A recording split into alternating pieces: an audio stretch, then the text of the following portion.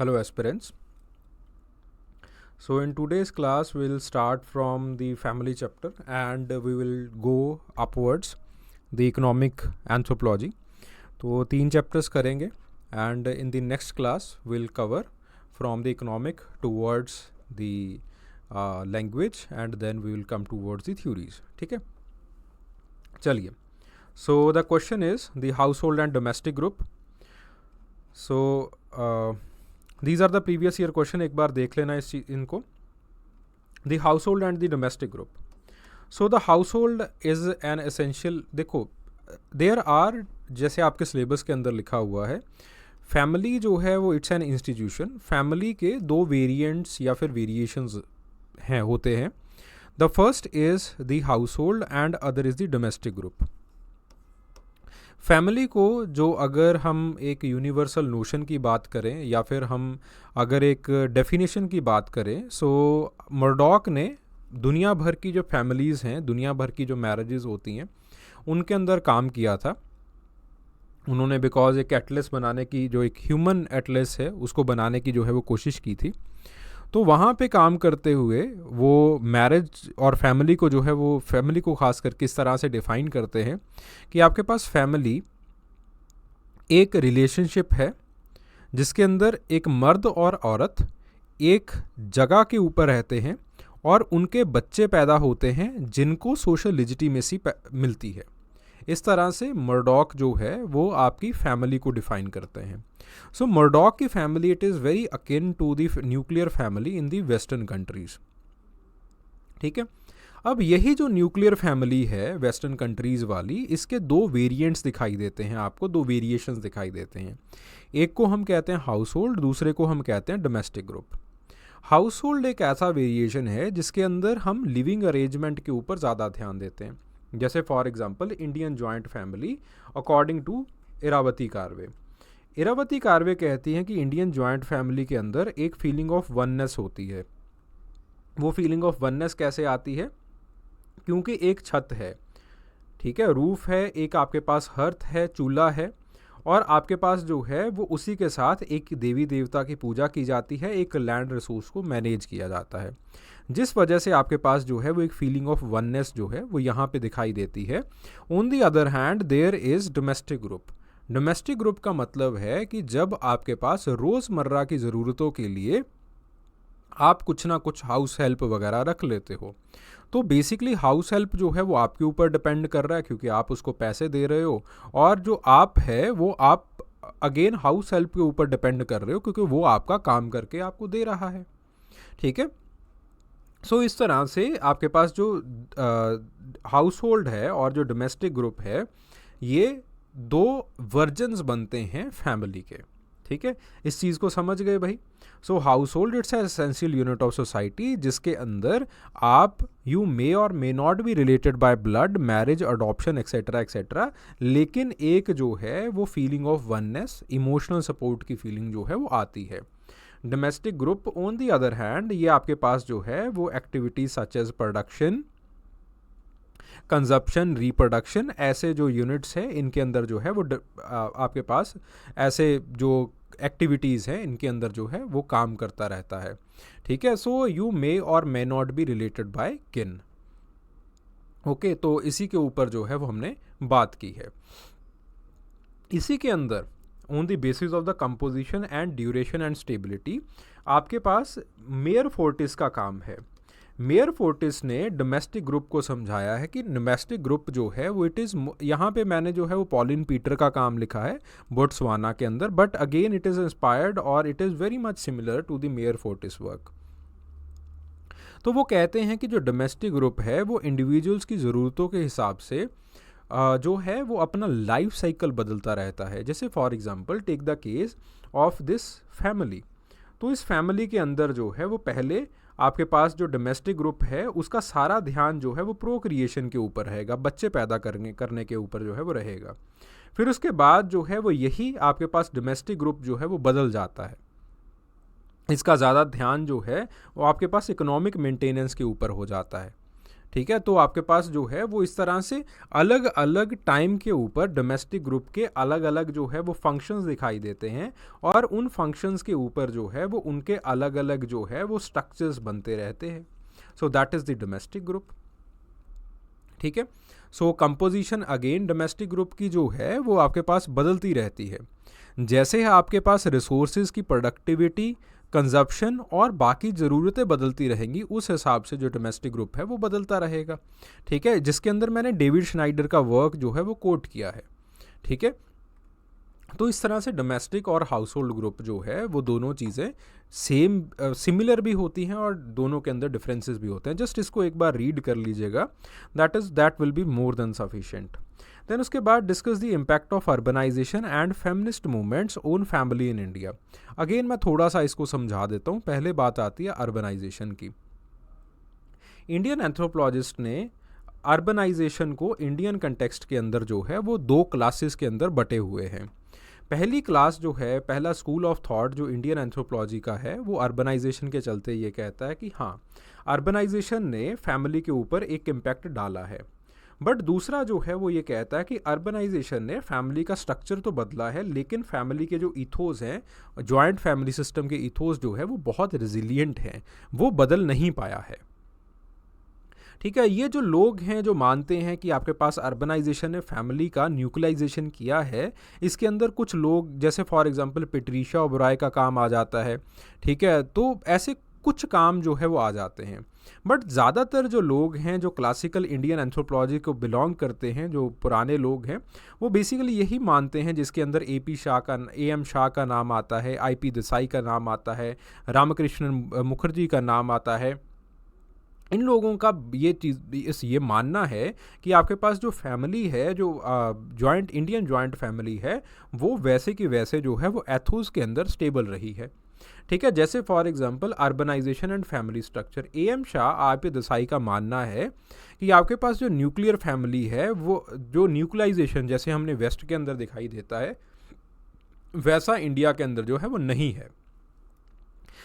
India की जो family है उसका एक साइक्लिक नेचर जो है वो दिखाई दिया है between the nuclear family and the joint family, कि आपके पास जो है वो अर्बनाइजेशन के चलते एक भाई जो है वो बाहर चला जाता है काम वगैरह करने के लिए, दूसरा भाई जो है वो गांव में रहता है, और जो आपके पास बाहर गया हुआ भाई है वो अक्सर जो है वो अपनी फैमिली को विजिट करने के लिए आता रहता है।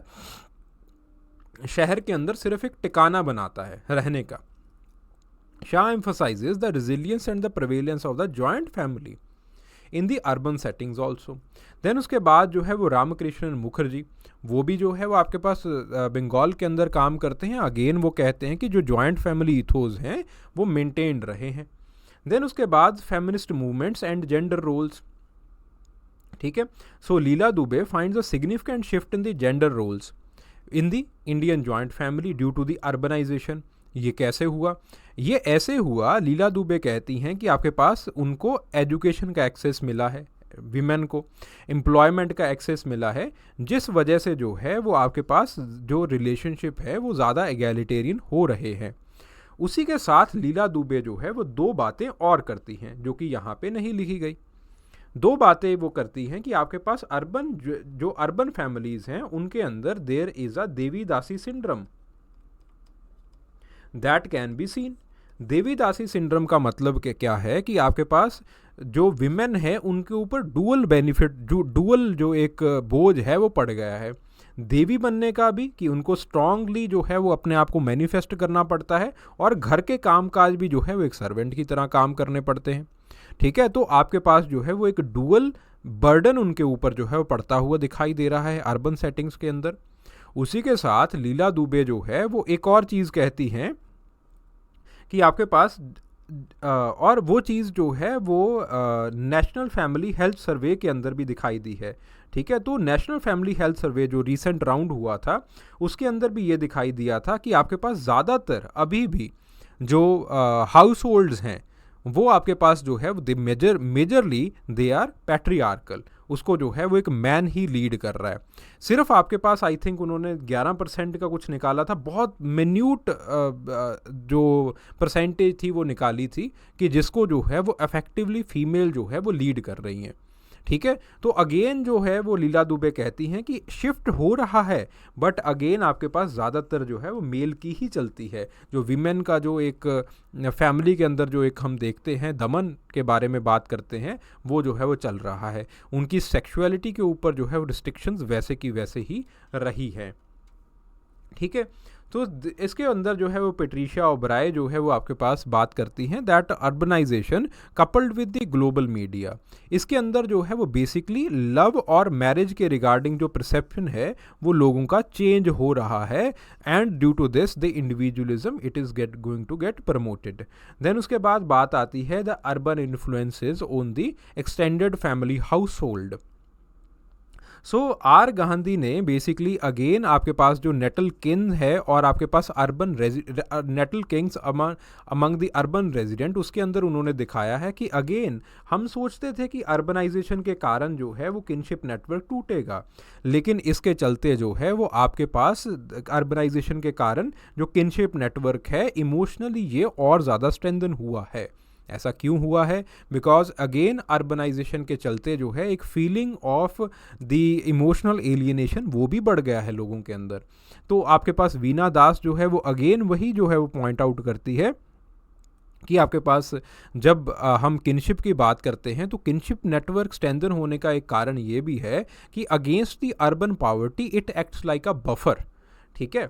तो आपके पास जो है वो challenges in the family dynamics. Andre Beteille जो है वो आपके पास कहते हैं कि अर्बनाइजेशन ने एक स्ट्रक्चरल चेंज इंड्यूस किया है फैमिली सिस्टम के अंदर, जिसके कारण जो ट्रेडिशनल एलिमेंट्स हैं कास्ट सिस्टम के, कास्ट प्रैक्टिसेस के, जिसके अंदर कास्ट को एज अ ट्रेडिशनल फ्रेमवर्क देखा जाता था स्ट्रेटिफिकेशन का, वो जो है वो धीरे धीरे जो है वो चेंज हो रहा है।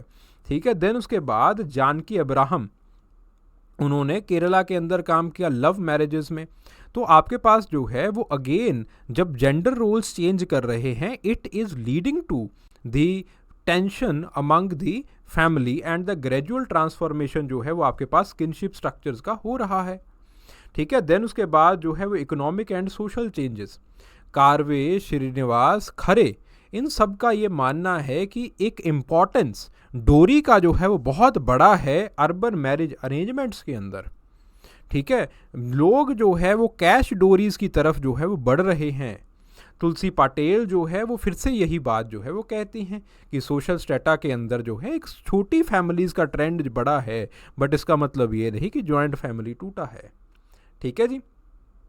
तो ये बात है आपके पास अर्बनाइजेशन की और फेमिनिस्ट मूवमेंट्स की। ठीक है। तो एक बड़े ही मिक्स्ड रिजल्ट जो है वो इंडिया के अंदर दिखाई दिए हैं। इंडिया के अंदर न्यूक्लियाइजेशन एक ब्लाइंड न्यूक्लियाइजेशन नहीं हुआ है। ठीक है। तो आगे बात आती है define family and critically examine the universality of family. अब बात आती है कि आखिरकार ये चीज़ क्या है यूनिवर्सैलिटी ऑफ फैमिली।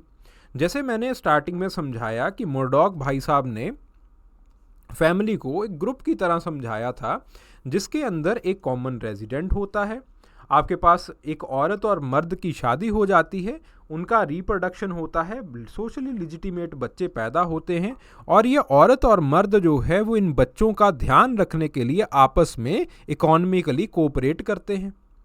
ठीक है। तो आपके पास जो है वो इस तरह से एक फैमिली बनती है। मेयर फोर्टिस जो है वो ये जो एक डेफिनेशन है फैमिली की, इसने हमारा एक यूनिवर्सल नोशन बनाया है कि अगर हम फैमिली को इमेजिन करते हैं, अगर फैमिली की कल्पना की जाती है तो अक्सर हम अपनी आंखें बंद करके फैमिली का यही रूप जो है वो देखते हैं। मेयर फोर्टिस जो है वो फैमिली को डिस्क्राइब करते हैं। अब इसी से this is the basically universalization of family. अब मेयर फोर्टिस आते हैं। मेयर फोर्टिस जो है वो फैमिली को अगेन इसी तरह से बताते हैं। कैथलीन गॉ थोड़ा सा फैमिली को डिफरेंट तरीके से बताती हैं। ठीक है।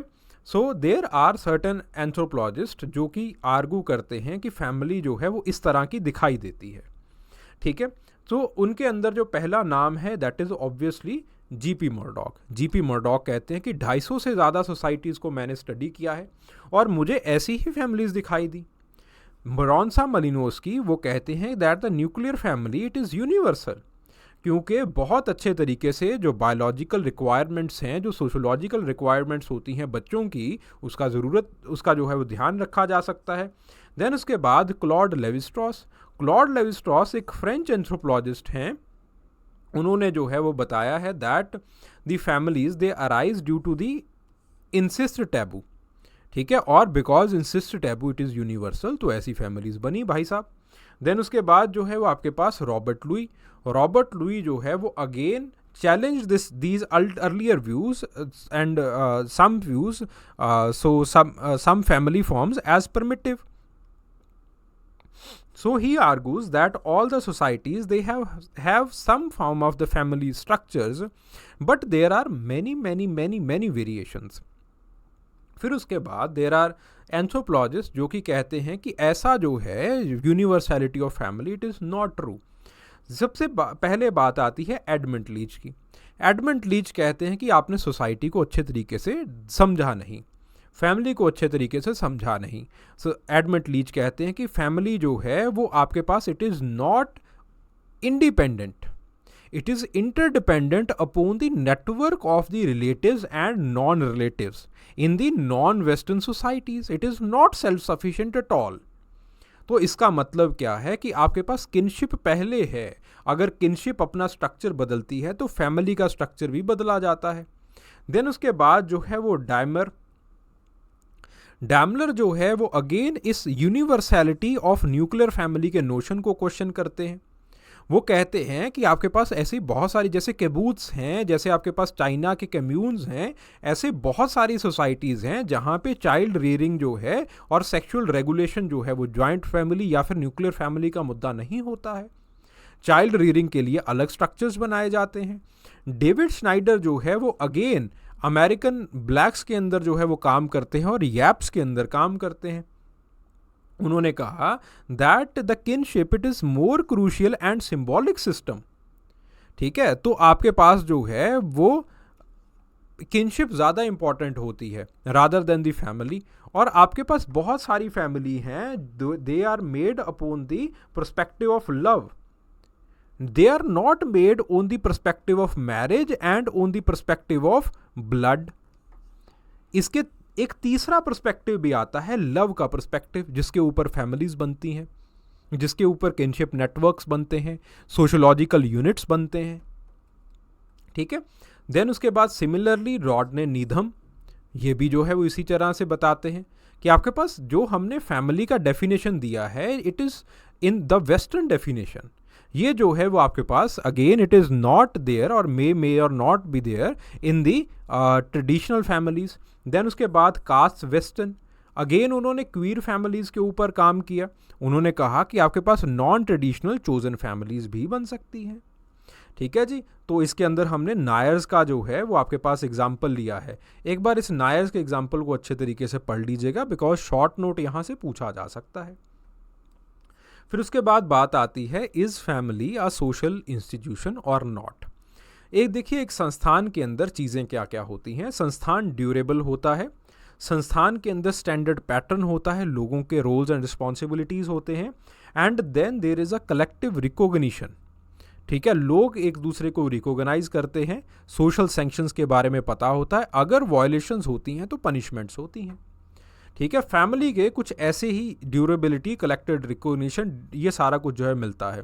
बट फैमिली को कई बार इंस्टीट्यूशन की तरह से नहीं देखा जा सकता। जैसे फॉर एग्जांपल एडमंड लीच ने कयान लोगों के अंदर काम किया, बोर्नियो के अंदर, और वहाँ पे उन्होंने देखा that the families they are extended beyond the nuclear units, और ये जो है वो किनशिप नेटवर्क के अंदर ही असिमिलेटेड थी फैमिलीज। और फैमिली जो है they are basically the small biological units of the extended sociological network called kinship, ठीक है। तो जिस वजह से जो है वो फैमिली को एज अ ग्रुप कहा जा सकता है, एज एन इंस्टीट्यूशन नहीं कहा जा सकता, क्योंकि इंस्टीट्यूशन के अंदर ड्यूरेबिलिटी होने की वजह इकोनॉमिकल इंडिपेंडेंस होता है, वो इसके अंदर है नहीं। फिर उसके बाद बात आती है डेविड श्नाइडर की। डेविड श्नाइडर जो है वो अगेन एक बिलीव करते हैं that the kinship and the family they are culturally constructed rather than the universal in nature. तो फैमिली को जो है वो कंस्ट्रक्ट किया जाता है, सोशोलॉजिकली कंस्ट्रक्ट किया जाता है, और आपके पास there are symbols on which the family is constructed. Again in our society there are two symbols जिसके ऊपर फैमिली बनाई जाती है। पहला सिंबल जो है that is biology, blood. The second symbol is the marriage, law. तो दो चीज़ों के ऊपर आपने फैमिली बनाई, लेकिन आपके पास जो है वो एक तीसरी और चीज़ होती है जिसको कहते हैं लव, जिसके साथ सोशोलॉजिकल बॉन्ड्स बनते हैं और जिसके साथ जो है वो आपके पास फैमिली भी बनाई जा सकती है। ठीक है, so what do you understand by feminist movements, और क्या इम्पैक्ट पड़ा है फेमिनिस्ट मूवमेंट्स का फैमिली एज एन इंस्टीट्यूशन के ऊपर। तो यहाँ पे मैंने वेस्टर्न पर्सपेक्टिव से चीज़ों को लिखा है। ठीक है, तो इंडियन पर्सपेक्टिव से मैंने जानबूझ के नहीं लिखा है। तो अगेन थोड़ा बहुत यहाँ पे पेट्रिशिया ओबराय और मैत्री चौधरी का काम लिखा है। ठीक है ना, बस बाकी मैंने जो वर्ड पर्सपेक्टिव है उसके चीज़ों के लिखा है, उसके पर्सपेक्टिव से लिखा है। देन उसके बाद बात आती है critically comment the forces that have brought about the changes. ठीक है, तो again I have written this answer from the western perspective, world perspective से लिखा है, यूरोप के पर्सपेक्टिव से इस चीज़ को लिखा है मैंने। ठीक है, तो थोड़ा बहुत जो है वो इंडियन एग्जांपल्स वगैरह डाल के इनरिच किया है, जस्ट इसको रीड कर लीजिएगा। फैमिली को क्या यूनिवर्सल एसोसिएशन माना जा सकता है या नहीं माना जा सकता। सो अगेन मैंने एसोसिएशन के वॉलंटरी मेंबरशिप होता है, कॉमन गोल्स होते हैं, ऑर्गेनाइज्ड इंटरेक्शंस होते हैं, स्टेबिलिटी होती है। ठीक है, तो आपके पास Claude Levi Strauss, Radcliffe Brown, Meyer Fortes, ये सब लोग ये मानते हैं स्टेबिलिटी है, ऑर्गेनाइज्ड इंटरेक्शंस हैं। ठीक है, ये सब कुछ है। देन उसके बाद बात आती है family can not be called as an association, जिसके अंदर टैलकट पार्सन, डेविड श्नाइडर की बात आती है। टैलकट पार्सन जो है वो कहते हैं कि फैमिली आपके पास जो है वो is more than just an association. ठीक है, उन्होंने फैमिली को एक बहुत अच्छा इंस्टीट्यूशन जो है वो बताया है। सो फैमिली के अंदर जो है वो आपके पास कुछ इमोशनल बॉन्ड्स होते हैं, उनके ऊपर फैमिली बनती है जो एसोसिएशन के अंदर नहीं दिखाई देते थे। देन उसके बाद अगेन डेविड श्नाइडर जो है वो बताते हैं कि आपके पास जो फैमिली है that is defined by the notion of blood and love. Blood, love and law, तीन चीज़ें, कई बार लव और लॉ मिक्स भी हो जाता है। ठीक है, सो जो कि एसोसिएशन के अंदर नहीं होता है, वही इमोशनैलिटी वाली बात आ गई। देन उसके बाद जो है स्टेथन की बात आती है, तो वो कहते हैं कि अगेन मेलेनेशियन सोसाइटी के अंदर स्टेथन ने काम किया है। तो आपके पास वो कहती हैं कि the complexities of the kinship and family relationships, वो ये बताती हैं कि सिंपली इसको एक एसोसिएशन की तरह से जो है नहीं देखा जा सकता। Similarly Annette Weiner, Janet Carsten, तो इनका जो है वो बेसिकली यही मानना है कि एक एसोसिएशन की तरह, सिंपल एसोसिएशन की तरह नहीं देखा जा सकता है। ठीक है, फिर उसके बाद एज अ ग्रुप, तो ग्रुप की तरह जो है वो Irawati Karve, M Shah, M S Gore, Indian family को एज अ डोमेस्टिक ग्रुप जो है वो इन्होंने बताया है। इरावती कार्वे ने महाराष्ट्रियन ब्राह्मण फैमिलीज़ के अंदर काम किया और उन्होंने कहा कि आपके पास जो है वो एक शेयर्ड गोल होता है वहाँ पे लोगों का, इसलिए जो है वो जॉइंट फैमिलीज़ के अंदर रहते हैं।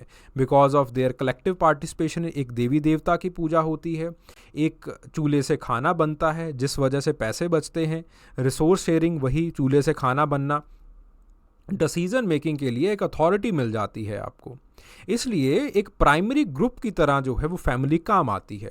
ऑन दी अदर हैंड, अगर आपको अर्बन एरियाज़ के अंदर जाना हो तो आप अर्बन एरियाज़ के अंदर अपने बीवी बच्चे लेके जा सकते हो, फिर उसके बाद जो है वो आप लौटोगे ज़रूर, क्योंकि आपके पास डिसीजन मेकिंग अथॉरिटी फैमिली के अंदर है, आपके पास जो रिसोर्स शेयरिंग है वो फैमिली के अंदर है। सिर्फ चूल्हा और अगली रूफ जो है अगर आपके पास पैसे आ गए तो आप अलग से बना सकते हो। ठीक है, देन उसके बाद एम शाह, एम एस गौर, उन्होंने इसी तरह से जो है वो काम किया है, लेकिन फैमिली को एज अ ग्रुप नहीं मान सकते। तो इन लोगों के जो है वो वही सेम पर्सपेक्टिव्स हैं। इमोशनैलिटी जो है वो आपके पास ग्रुप्स के अंदर जनरली नहीं होती है, अब लेकिन फैमिली के अंदर है। ठीक है, ऑल्दो इंडियन एंथ्रोपोलॉजिस्ट इस चीज़ को लिख देते हैं कि आपके पास इंडियन जो आपके पास ये family as a domestic group के अंदर जो है वो इमोशनैलिटी, फीलिंग ऑफ वननेस है। ठीक है। फिर उसके बाद what are the major functions of family, इसको पढ़ लीजिएगा, कुछ ज़्यादा जो है इसके अंदर है नहीं, चेंजेस वगैरह क्या आ रही हैं, ट्राइबल फैमिली और नॉन ट्राइबल फैमिली के अंदर डिफरेंस क्या है, जस्ट दीज आर, कोई ज़्यादा चीज़ें हैं नहीं आपकी कि पढ़ने वाली चीज़ें हैं। ठीक है। अगेन अलग अलग तरह की फैमिलीज़ कौन कौन सी हैं, अगेन बिल्कुल वही डिस्क्रिप्टिव है, कुछ इसके अंदर एनालिटिकल नहीं है। ठीक है, चलिए आगे बढ़ते हैं अगले चैप्टर के ऊपर, दैट इज़ द किनशिप। ठीक है, so these are the previous year questions, और फिर जो है वो हम आते हैं पहले सवाल के ऊपर। So critically discuss the A L. Kroeber's contribution to the kinship studies. So A L. Kroeber ने बेसिकली उनकी क्या कॉन्ट्रीब्यूशंस है, पहला जो है वो उन्होंने कल्चरल कॉन्फ़िगरेशन की थ्योरी दी, और जब वो कल्चरल कॉन्फ़िगरेशन की थ्योरी देते हैं 44 के अंदर दी है वैसे उन्होंने, तो उसके अंदर जो है वो बताते हैं कि आपके पास किनशिप एसोसिएशन जो है वो they are the part and parcel of the cultural configuration, यानी कि एक कल्चर के अंदर जो किनशिप है वो ऑलमोस्ट सर्टनली कंसिस्टेंट रहेगी, हर एक फैमिली के अंदर, हर एक कम्युनिटी के अंदर जो है वो वैसा एक किनशिप पैटर्न दिखाई देगा। ठीक है, देन उसके बाद जो सबसे इम्पॉर्टेंट चीज़ आती है वो इनके काम आते हैं, जो कि सबसे पहले इन्होंने जूनी किन और क्लैन लिखी 1917 के अंदर, जिसके अंदर जो है वो इन्होंने बेसिकली जूनीज़ के अंदर किनशिप की क्या कम्प्लेक्सिटीज़ हैं उसके बारे में लिखा। फिर उसके बाद दोबारा फिर से ये कुछ ट्राइब्स को विजिट करते हैं, वहाँ पे जीनोलॉजिकल मेथड, जो हम मेथड्स एंड मेथोडोलॉजी वाले चैप्टर के अंदर करते हैं, उसको एम्प्लॉय करके दिखाते हैं, and on the basis of that वो आपके क्लासिफिकेटरी जो प्रिंसिपल्स होते हैं उनको बताते हैं। वो कहते हैं कि ज़्यादातर जो किनशिप क्लासिफिकेशंस हैं उनके ये प्रिंसिपल्स हैं। पहला जनरेशन का प्रिंसिपल रहता है, दूसरा लेटरल, लीनियल और कोलेटरल का प्रिंसिपल रहता है। Lineal are like mother, grandmother, these are the lineal, और आपके पास कोलेटरल माँ की बहन जो कि आपके पास मासी, दे आर द कोलेटरल। एजेस का अन्ना अप्पा, ठीक है, आपके पास जो है वो एल्डर ब्रदर यंगर ब्रदर वाला। देन उसके बाद द सेक्स ऑफ स्पीकर, कौन बोल रहा है, कि आपके पास कुछ ट्राइबल्स के अंदर, जैसे जूनी ट्राइबल्स के अंदर जो है मेल स्पीकर अपने ब्रदर के सन को सन ही कहेगा। On the other hand the female speaker, that is generally the wife of that particular male speaker, वो जो है वो अपने भाई के बेटे को या फिर अपने देवर के बेटे को जो है वो नाम से बुलाएगी। So the sex of speaker, ये भी जो है वो बड़ा डिटर्मिनिंग एक्शन होता है। Then the sex of relative, ठीक है, जैसे फॉर एग्जाम्पल मामा मासी, ठीक है। देन उसके बाद बात आती है the sex of the person through whom the किन इज रिलेटेड, जैसे फॉर एग्जाम्पल ब्रदर, आपका रियल ब्रदर, लेकिन आपकी वाइफ से रिलेटेड है, फीमेल से रिलेटेड है, तो उसको ब्रदर इन लॉ, ठीक है। देन उसके बाद ब्लड का डिस्टिंक्शन और रिलेटिव का डिस्टिंक्शन, ठीक है, brother and cousin brother. And then there are certain cultural context, ठीक है, जैसे फॉर एग्जांपल आपके पास जो है वो जेठ देवर, इस तरह से कुछ जो है according to the cultural complex there will be the, आपके पास इनोवेशंस होंगी, ठीक है। सो इस तरह से देर आर डिफरेंट क्राइटेरिया जिसके ऊपर जो है वो चीज़ों को बनाया जाता है। व्हाट आर द क्रिटिसिजम्स, इसके अंदर 2-3 मेजर क्रिटिसिज्म है। पहला जो है वो जीनोलॉजिकल मेथड के ऊपर ओवर रिलायंस है। There are many kinship terms, जैसे फॉर एग्जांपल हम वैसे ही किसी को भाई कहना शुरू कर देते हैं, ठीक है। So that particular person is not related with us from the perspective of blood और from the perspective of the genes, ठीक है, और from the perspective of the marriage, but फिर भी हम उसको भाई बुला रहे हैं। सो जो ये सोशोलॉजिकल बॉन्ड्स हैं वो इस सिस्टम के अंदर जो है वो लिखे नहीं गए। लिंडा वॉट्स का यही जो है वो आपके पास क्रिटिसिज्म है। देन उसके बाद डॉक्टर शपीरो का क्रिटिसिज्म आता है कि अगेन बहुत सारे किनशिप टर्मिनोलॉजीज को उन्होंने मिस इंटरप्रेट किया है। सो द शपीरो क्लेम्स कि आपके पास जो है the Kroeber saw kinship terminology as purely linguistic और द साइकोलॉजिकल फिनोमेना, ठीक है, that is independent of the social institutions, लेकिन आपके पास जो है वो ऐसा नहीं है, ठीक है। तो आपके पास जो है वो again they are dependent upon the social, although बाद में जो है उन्होंने मान लिया था कि हाँ ये मेरे से गलती हुई है। ठीक है। देन उसके बाद जो है वो अगेन एडवर्ड सापीर और कल्चरल रिलेटिविज्म जो है वो आपके पास, रिलेटिविस्ट ने ये बात कही है कि अगेन आपके पास हर एक सोसाइटी के कुछ ना कुछ सोशल डिटर्मिनेंट्स होते हैं, उनको जो है वो इन्होंने अच्छे तरीके से ध्यान में जो है वो नहीं रखा है। ठीक है। So these are the some of the criticism, इनको जो है वो एक बार देख लीजिएगा। कल्चरल सेंसिटिविटी वगैरह नहीं है, वही दो चार चीज़ें हैं। ठीक है। देन उसके बाद अगली चीज़ आती है, discuss how the rule of descent they contradict with the principle of the residence in the matrilineal society. Rule of descent and the principle of residence matrilineal society के अंदर जो है वो कैसे दोनों कॉन्ट्राडिक्ट कर रहे हैं। अब देखो, पहली बात आती है कि दोनों कॉन्ट्राडिक्ट कैसे नहीं करते, जो पैट्रिलिनियल सोसाइटी के अंदर हमें दिखाई देता है। अब देखो, आप रहोगे कहाँ पे? अपने फादर की ज़मीन के ऊपर रहोगे, अपने फादर की लैंड के ऊपर या फादर के घर में रहोगे, पैट्रिलिनियल सोसाइटी या फिर पैट्रियार्कल सोसाइटी के अंदर। और डिसेंट के अंदर अपने फादर का नाम जो है वो अपने नाम के पीछे लगाओगे, या फिर अपने फादर का सरनेम जो है वो अपने पीछे लगाओगे, या फिर आपके पास जो है वो अपने फादर की ज़मीन को जो है वो आप इनहेरिट करोगे। तो जो भी चल रहा है वो सब कुछ जो है वो फादर के साइड से ही चल रहा है। चल रहा है कि नहीं चल रहा? चल रहा है। ठीक है। फिर उसके बाद बात आती है on the sense of the matrilineal societies. Matrilineal societies के अंदर क्या होता है कि आपके पास the principle of residence is different, the rule of descent is different. Rule of descent basically says कि आपके पास जो है वो मदर लाइन से आपकी जो डिसेंट है, आपकी जो प्रॉपर्टी है वो फ्लो करेगी। That is the rule of descent there. ठीक है। रेजिडेंस का रूल जो है वो बेसिकली अगेन ट्रेडिशनली तो ऐसा होना चाहिए कि आप जो है वो आपकी जो बेटी है वो मदर की प्रॉपर्टी के ऊपर रहेगी। ठीक है। और आपके पास जो है वो लेकिन on the other hand what happens is कि क्योंकि ब्राइड प्राइस जो है वो आजकल इंस्टीट्यूशंस के अंदर एंटर हो गया है, तो जो मर्द है वो क्या करता है, क्योंकि आप जो औरत है वो प्रॉपर्टी भी इनहेरिट कर रही है, तो क्योंकि औरत प्रॉपर्टी इनहेरिट कर रही है तो उसकी प्रॉपर्टी अपने घर के अंदर लेके आने के चक्कर में जो है वो ब्राइड प्राइस जो है वो आपके अपनी सासू माँ को दे देता है। सासू माँ जो है वो कह देती है कि कोई बात नहीं, आप चले जाइए, इसके साथ चले जाइए। तो औरत जो है, जो प्रॉपर्टी इनहेरिट कर रही है, वो अपना इनहेरिटेंस लेके मेल के घर में जो है वो आके रहना शुरू कर देती है। ठीक है। तो जो कर्ता धर्ता है प्रॉपर्टी का वो पति बन जाता है। This is known as the matrilineal, और आपके पास मैट्रिलिनियल कन्फ्यूजन, मैट्रिलिनियल पजल, इस तरह से नाम से जो है वो इसको जाना जाता है। ठीक है जी। दूसरी तरह का जो मैट्रिलिनियल कन्फ्यूजन है वो मामा की साइड से देखा जाता है। अब बेसिकली बच्चों को सोशलाइज करने की जो रिस्पॉन्सिबिलिटी है, जो भांजियों को सोशलाइज करने की रिस्पॉन्सिबिलिटी है, वो किसकी है? वो मामा की होती है, वो पिता की नहीं होती। पिता जो है वो अगेन अपने बहन के बच्चों की जो है वो सोशलाइजेशन करेगा। ठीक है। तो उसकी जो सोशलाइजेशन की रिस्पॉन्सिबिलिटी है वो मामा की है। मामा सिखाता है खेती कैसे करनी है।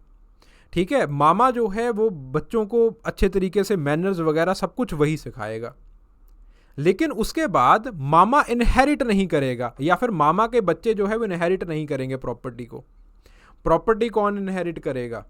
प्रॉपर्टी जो है वो आपके पास बेटी इनहेरिट कर लेगी। तो जिसने आपके पास सोशलाइजेशन करवाया उसका प्रॉपर्टी में लेखा जोखा नहीं है। So this is known as the matrilineal puzzle. It is literally like a puzzle. कि जहाँ पे औरत को होना चाहिए वहाँ पे औरत है नहीं। जिसको सोशलाइज किया प्रॉपर्टी के लिए, वो जो है वो प्रॉपर्टी इनहेरिट नहीं करेगा, प्रॉपर्टी की सिर्फ देखभाल करेगा। इस चीज़ को जो है we are calling it as a matrilineal puzzle. तो इसके अंदर मैंने एग्जाम्पल्स लिखे हैं और एग्जाम्पल्स लिख के जो है इस चीज़ को समझाया है, अलग अलग एथनोग्राफिक एग्जाम्पल्स लिख के। ठीक है। ये दो तरह के कॉन्ट्राडिक्शंस देखे जाते हैं। ओके। उसके बाद structural analysis of the kinship, ये हम पिछली क्लास के अंदर कर चुके थे। वही चीज़ है सेम। ठीक है, इसके अंदर सिर्फ मैंने ये बताया है कि आपके पास अलग अलग मैरिज रूल से जो सोसाइटी है उसके ऊपर क्या इम्पैक्ट पड़ता है, सोशल स्ट्रक्चर के ऊपर क्या इम्पैक्ट पड़ता है। ठीक है जी, जस्ट इसको एक बार रीड कर लीजिएगा, अगर कोई डाउट आए तो भाई पूछ लेना। फिर उसके बाद क्लॉड लेवी-स्ट्रॉस ने, रेडक्लिफ ब्राउन और लेवी-स्ट्रॉस ने जो है वो किस तरह से किनशिप टर्म्स को, सोशल स्ट्रक्चर के किनशिप टर्म्स को जो है समझाया है। ठीक है, तो किनशिप को किस तरह से समझा है in the terms of the social structure. ठीक है, अगेन आपने जो है वो डिसेंट थ्योरी और अलायंस थ्योरी के बारे में जो है इसके अंदर लिखना था। ठीक है, कुछ ज़्यादा जो है वो इसके अंदर है नहीं लिखने वाला। सबसे पहले बात आती है ए आर रेडक्लिफ ब्राउन की। A R Radcliffe Brown descent की थ्योरी देते हैं कि आपके पास ग्रुप जो है वो ज़्यादा ब्लड की टाइज के ऊपर जो है वो एसोसिएट होता है, कॉमन इंसेस्टर के ऊपर जो है वो आपके पास यही पाइवोटल रोल जो है वो प्ले करता है। आपकी शादी कहाँ पे होगी, कहाँ पे नहीं होगी, इसी का रोल रहेगा। ठीक है, और आपके पास जो है वो फैमिली स्ट्रक्चर को दो पार्ट्स के अंदर इन्होंने डिवाइड किया कि आपके पास जो है वो there is elementary family structure, then there is the compound family structure. Elementary family structure जो है जहाँ पे बेसिक न्यूक्लियर फैमिलीज बनती हैं। ठीक है, कंपाउंड फैमिली स्ट्रक्चर जो है वो आपके पास ये होता है कि जब आपके पास या तो पोलीगैमस फैमिलीज, पोलीगैनस फैमिली, या फिर आपके पास किसी ना किसी तरह का रीमैरिज इंस्टीट्यूशन जो है वो आ जाता है। ठीक है, तो अगेन कैसा फैमिली का स्ट्रक्चर होगा इसके अंदर भी जो डिसेंट है दैट विल डिसाइड इट। ठीक है, and in this you have the formation of two kinship groups, one is the clan and one is the lineage. ठीक है, again it is on the basis of the blood. तो जो आपके पास kinship nomenclature है, kinship terminology है, again it is going to be on the basis of the ancestor, on the basis of the descent.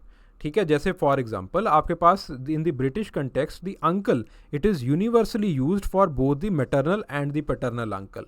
ठीक है, again आपके पास जो है वो किसको अंकल कहोगे, किसको आंट कहोगे, that will be dependent upon the ancestor itself. Indian context के अंदर जो है वो हमारे पास मामा होता है, ताऊजी होता है, एक्सेट्रा एक्सेट्रा। अगेन आपके पास जो है वो एंसेस्टर कौन है, यही जो है वो यही इस चीज़ को डिटरमाइन करेगा। ठीक है, देन उसके बाद लेवरेट, सोरोरेट, किसके साथ शादी करोगे, किसके साथ बॉन्ड्स को मेंटेन करोगे, सारी चीज़ें जो है वो आपके पास किस चीज़ के ऊपर डिपेंड करेंगी, आपकी डिसेंट के ऊपर डिपेंड करेंगी। ठीक है, तो इस तरह से ए आर रेडक्लिफ ब्राउन जो है वो फैमिली को, किनशिप टर्म को, किनशिप बिहेवियर को, हर एक चीज़ को किनशिप टर्म के डिसेंट के साथ जो है जोड़ के बताते हैं। ठीक है, देन उसके बाद बात आती है क्लॉड लेवी-स्ट्रॉस की अप्रोच, अलायंस थ्योरी। ठीक है, तो अलायंस थ्योरी जो है वो बेसिकली ये बताती है कि कैसे आपके पास जो बेसिक किनशिप का यूनिट है वो एक कपल बनता है। ठीक है, तो आपके पास for the Levi Strauss the basic unit of the kinship it is not the individual और the couple but it is the siblingship. ठीक है, तो आपके पास ये सिबलिंगशिप कैसे बना, तो आपके पास जो है वो उन्होंने बताया कि देयर आर सम, तो आप जैसे फॉर एग्जांपल वो जिसको हम कज़न्स कहते हैं, so for example there are these relationship on consanguinity, कि आपके पास अलग अलग कज़न्स हैं। तो अकॉर्डिंग टू लेवी-स्ट्रॉस जो सबसे पहले आपके बाइनरी ऑपोजिशंस बने, तो बाइनरी ऑपोजिशंस के अंदर जो है वो आपने अपनी फैमिली को यानी कि न्यूक्लियर फैमिली को डिफाइन किया, वहाँ पे इंसिस्ट आ गया। एंड देन जो बाहर लोग थे दे वर दी सिबलिंग्स ऑफ योर्स, जिनके साथ जो है वो आपने शादियाँ करनी शुरू कर दी, जिसके कारण जो है वो आपके पास कज़न मैरिजेस जो है वो बननी शुरू हो गई। तो इस तरह से there are these universal structures that are formed. ठीक है, तो these are the things, that is it. So आपके पास ये जो है वो इस तरह से इन्होंने सोशल स्ट्रक्चर को समझाया है, रेडक्लिफ ब्राउन ने और लेवी-स्ट्रॉस ने। ठीक है जी, देन उसके बाद बात आती है किनशिप टर्मिनोलॉजी की। तो किनशिप टर्मिनोलॉजी जो है वो अगेन मॉर्गन ने समझाई है, Eskimo systems, these are the systems, just इसको पढ़ लेना एक बार, वही बहुत डिस्क्रिप्टिव चीज़ें जो है उसके अंदर लिखी हुई हैं। ठीक है, किनशिप टर्मिनोलॉजी के ऊपर अलग से आपको जो है वो इसी अगर आपने अच्छे से पढ़ना हुआ तो एंथ्रोशाला के ऊपर ही आपको जो है वो लेक्चर मिल जाएगा. Then what are the determinants of the kinship terminology. History is one of the determinant language, और इसके अंदर लिखा है कि अलग अलग लोगों ने क्या क्या बताया. साइकोलॉजी एक डिटर्मिनेंट है, यूनिवर्सल साइकोलॉजिकल डिफरेंसेस एक डिटर्मिनेंट है, customs of the preferential mating एक डिटर्मिनेंट रहता है. ठीक है. सो आपके पास देन आपके पास जो लोकल ग्रुप्स किस तरह से एसोसिएटेड रहते हैं एक दूसरे के साथ, कैसे अलायंस बनेगा, वो एक डिटर्मिनेंट रहता है. Then what is the bilineal and bilateral descent. Just again read it yourself. तो बाइलिनियल के अंदर, बाइलेटरल का मतलब होता है आपकी रिश्तेदारी, बाइलिनियल का मतलब होता है आपके मदर से प्रॉपर्टी आ रही है, फादर से प्रॉपर्टी आ रही है, किससे क्या इनहेरिट कर रहे हो, वो बाइलिनियल डिसेंट है. बस दैट इज़ इट. बाकी लोगों के मैंने पर्सपेक्टिव्स लिखे हैं. ठीक है. पर्सपेक्टिव्स अगेन लिखना जो है वो इम्पॉर्टेंट नहीं है, सिर्फ डाइवर्सिटी इंड्यूस करने के लिए और एनालिसिस इंड्यूस करने के लिए हमें पर्सपेक्टिव्स जो है वो लिखने पड़ते हैं. ठीक है. देन उसके बाद जो है the right a short note on the lineage and clan. Lineage जो है वो एक ऐसा सोशल ग्रुप होता है, डिसेंट ग्रुप होता है, जिसको अपने इंसेस्टर के बारे में पता है. क्लैन जो है वो यहाँ पे इंसेस्टर आप भूल जाते हो तो आप एक मिथिकल इंसेस्टर जो है वो बना देते हो. That becomes a clan. ठीक है जी, बड़ा आसान है. देन उसके बाद describe the cardinal points of the descent and alliance theory. ठीक है. जो हमने ऊपर कार्डिनल पॉइंट रेडक्लिफ ब्राउन वाले लिखे थे उसको ही सिंपल करके जो है वो हमने लिखा है इसके अंदर. ठीक है. इसके अंदर सिर्फ जो एक जो चीज़ मैंने इंड्यूस की है वो ये है, इवन पिक्चर्ड को भी इंक्लूड किया है. ठीक है. मेयर फोर्टिस के पॉइंट्स को भी इंक्लूड किया है, रेडक्लिफ ब्राउन को तो इंक्लूड करना ही करना था. ठीक है. सिमिलरली जब हमने अलायंस थ्योरी की है, लेवी स्ट्रॉस को भी इंक्लूड किया है, और आपके पास एडमंड लीच की अलायंस थ्योरी को भी इंक्लूड किया है. ठीक है. तो दोनों को इंक्लूड कर दिया हमने. फिर उसके बाद बात आती है डबल डिसेंट की. डबल डिसेंट का मतलब है कि आप जो है वो दोनों जगह से जो पैसे वगैरह है वो आप ले रहे हो. ठीक है. तो so there is dual heritage, equal importance, male और फीमेल लाइंस की कम्प्लेक्स रिलेशनशिप रहता है. ठीक है. क्योंकि अगेन अब किसके साथ जो है वो जोड़ा जाए, एसोसिएशन किसके साथ जोड़ा जाए ये पता नहीं रहता है अच्छे तरीके से. कल्चरल वेरिएशंस होती हैं. कहीं पे जो इनहेरिटेंस है वो मदर साइड से डोमिनेट कर रहा होता है, कहीं फादर साइड से डोमिनेट कर रहा होता है. Then what are the various types of descent. इसको खुद पढ़ लेना, कोई इसमें ज़्यादा नहीं है. जो यूनिलीनियल है उसको सिंपल और कम्प्लेक्स के अंदर डिवाइड किया गया है. सिंपल के अंदर जो है पैट्रीलिनियल मैट्रीलिनियल आ जाता है, कम्प्लेक्स के अंदर बाइलिनियल आ जाता है, और आपके पास जो है वो पैरेलल डिसेंट आ जाता है. फिर उसके बाद मल्टीलेटरल डिसेंट आ जाता है, जिसके अंदर एम्बिलिनियल कॉग्निटिव डिसेंट आता है. At the end you had the kindred, जिसको आप बाइलेटरल भी कहते हो. बस खत्म कहानी. ठीक है. देन उसके बाद describe the types of the kinship groups on the basis of the different principles. तो किनशिप ग्रुप्स लिखने हैं, that you can write lineage, clan, Fetri, moiety, वो ही सारा कुछ.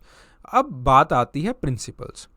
प्रिंसिपल्स के अंदर descent is one of the principle, जहाँ पे आप ब्लड लाइन इंड्यूस करते हो कि कहाँ से हमारा खून बह रहा है. फिर दूसरा जो है वो आप कई बार मैरिज से भी, जैसे पति का नाम जो है वो पीछे लगाया जाता है. रिसेंटली जया बच्चन जो है वो गुस्सा हो गई. ठीक है. देन उसके बाद जो है residence. On the basis of residence also आप डिसेंट एक्वायर करते हो. जैसे फॉर एग्जांपल दी बाइलिनियल डिसेंट के अंदर देखा जाता है, या फिर पैरेलल डिसेंट के अंदर देखा जाता है कि जहाँ पे, और ख़ास करके कॉग्निटिव डिसेंट के अंदर देखा जाता है कि जहाँ पे आपके पास रेजिडेंस बनाने का जो एक जुगाड़ हो जाता है, या फिर रेजिडेंस जहाँ पे आप बना सकते हो, जहाँ पे रिसोर्सेज मिल जाते हैं, वहाँ पे जो है एक एफिलिएशन उस किनशिप ग्रुप के साथ जो है रख लिया जाता है. देन उसके बाद जो है द शेयरिंग एंड कोऑपरेशन. ठीक है. जहाँ पे आपका रिश्तेदारी जो है वो अच्छा रह रहा होता है, तो तब अब वहाँ से आप एफिलिएशन बना लेते हो. Then you have the chosen kinship. जैसे फॉर एग्जांपल आपने किसी बहुत अच्छा इंसान लगा, उसको भाई बना लिया, दैट इज़ द फिक्टिव किनशिप. ठीक है जी. सो वही सारी चीज़ें हैं. देन उसके बाद what are the factors that are responsible for the variation in the residence, economics, kinship, descent system, cultural values, political structure, और उसी को एग्जांपल दे दे के मैंने समझाया है किनशिप का क्या इन्फ्लुएंस होता है, यानी कि किनशिप का जो है वो क्या फंक्शन है मैन की लाइफ के अंदर, उसको समझाया गया है। अब बेसिकली अगला सवाल आता है the segment tree lineage and territoriality के ऊपर। अब बात आती है what is the segment tree lineage. देखो बेसिकली लेट से आपके पास पहले ये भाई साहब आए, so this is the lineage, ये एक लीनिएज का हमने डायग्राम बनाया है, ठीक है। तो ये भाई साहब जो है वो इनके दो बेटे हुए, दो बेटों के आगे दो बेटे हुए, दो बेटों के आगे दो बेटे हुए। अब ये एक बहुत बड़ी हवेली के ऊपर कब्जा करके बैठ गए, ठीक है, because he belong to a tribe जहाँ पे भेड़ बकरियाँ रखी जाती थी, तो भेड़ बकरियाँ काफ़ी एरिया जो है वो चर लेती हैं, तो जिस वजह से आपके पास जो है वो इनकी टेरिटोरियलिटी बहुत बड़ी हो गई। अब जो जैसे जैसे ये नीचे जाते गए वैसे वैसे बंटवारा होता गया। अब ए और बी, ये आपके पास लीनिएज 1 और लीनिएज 2, ये फिर उसके बाद लीनिएज 1 के दो बेटे हुए ए एंड A2, ठीक है, एक जो है सॉरी ए और बी, दोनों ने इसको बांट लिया। लीनिएज 2 वाले के दो बेटे हुए डी और सी। जो ए है उसके अगेन आपके पास जो है वो दो बेटे होते हैं A1 एंड A2, जिन्होंने इस तरह से बांट लिया। देन उसके बाद B1 एंड B2, यहाँ पे D1 and D2, C1 and C2। तो अब बेसिकली क्या हुआ है कि A1 की जो टेरिटोरियलिटी है वो on the basis of blood तय हुई है। किसके बेसिस के ऊपर तय हुई है? डिसेंट के ऊपर, ब्लड के ऊपर तय हुई है। A2 की टेरिटोरियलिटी भी इसी चीज़ के ऊपर तय हुई है, B1 की भी इसी चीज़ के ऊपर तय हुई है, B2 की भी इसी चीज़ के ऊपर तय हुई है, ठीक है जी। तो इसका मतलब क्या है कि जो आपकी लीनिएज होगी वही कहाँ पे गांव में आप रहोगे, विलेज के किस पार्ट के अंदर रहोगे, किस एरिया के अंदर रहोगे, उस चीज़ को जो है तय करती है। ठीक है, तो उसी के हमने एग्जाम्पल यहाँ पे लिख रखे हैं।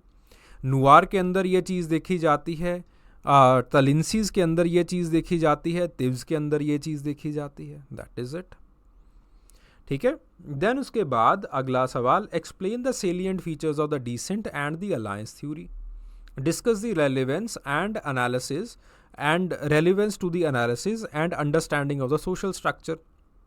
वही सेम क्वेश्चन को री इंटरप्रेट करके जो है नीचे लिखा गया है। तो डिसेंट थ्योरी क्या होती है और आपके पास जो है वो इसका सोशल स्ट्रक्चर के साथ क्या रिलेशनशिप है वो जो है वो लिखा हुआ है हमने, तो जस्ट इसको एक बार रीड कर लेना, बाकी कुछ नहीं है। देन उसके बाद discuss the distinguishing features of the unilineal, bilineal and bilateral kinship groups with the suitable examples in support of your answer, ठीक है।